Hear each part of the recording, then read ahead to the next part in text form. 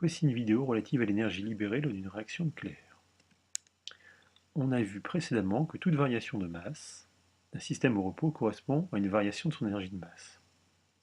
On a exprimé ainsi cette variation d'énergie de masse comme étant égale au produit de la variation de la masse fois c au carré. Premier type de réaction nucléaire, la désintégration radioactive. Ici, un noyau de carbone 14 se désintègre en formant un électron et un noyau d'azote 14.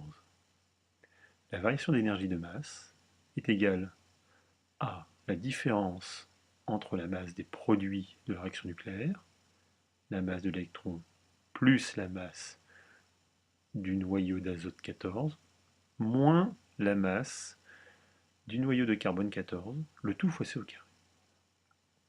Autre réaction nucléaire de la fission historiquement et dramatiquement, la première application de la fission nucléaire fut la bombe atomique. De manière plus pacifique, il s'agit aussi du principe de fonctionnement des centrales nucléaires aujourd'hui. Une fission nucléaire correspond à une interaction entre un noyau lourd, ici l'uranium-235, et un neutron. Ce noyau d'uranium-235 est percuté par un neutron et produit deux noyaux plus légers, ici du barium-140 et du krypton-93, ainsi que trois neutrons. Ce n'est pas toujours ainsi que la réaction se produit.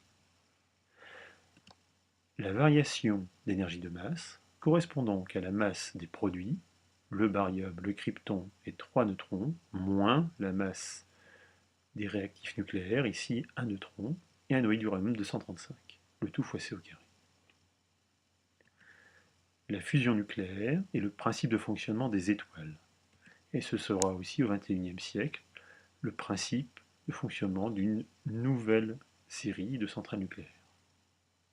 La fusion nucléaire est basée sur la fusion de deux noyaux légers, ici l'hydrogène 2 et l'hydrogène 3, que l'on appelle deutérium pour l'hydrogène 2 et tritium pour l'hydrogène 3, pour donner un noyau plus lourd, l'hélium 4,2, ainsi qu'un neutron.